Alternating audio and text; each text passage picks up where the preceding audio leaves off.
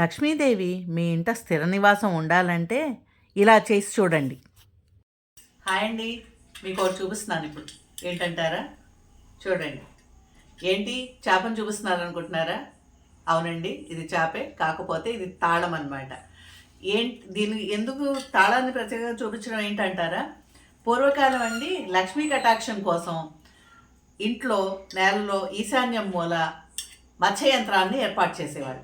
తర్వాత కాలంలో కొన్నాటికి గోడల్లో రాగి రేకు మీద మత్స్యయంత్రం వేసి గోడల్లో ఈశాన్య మూల నిక్షిప్తం చేయడం మొదలెట్టారు.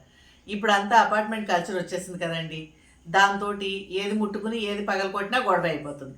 అందుకని ఇదిగో ఇలా చేపతో ఉన్న తాళం వేసి ఇంటికి తాళం వేసుకుంటున్నారనమాట. ఇది ఎప్పటి నుంచో చూస్తున్నాను నేను. సరే, నాకు ఎప్పుడో తెలుసు కూడాను. ఈసారి కొనుక్కొచ్చాను, మీ అందరికి కూడా ఒకసారి చూపిద్దామని ఇది చూశాను. ఇదిగోండి, ఇక్కడ కీ హోల్ ఉంది చూసారా?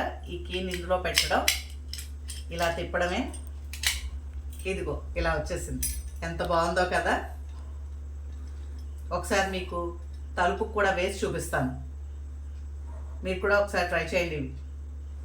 చూసారా ఎంత బాగుందో కదా.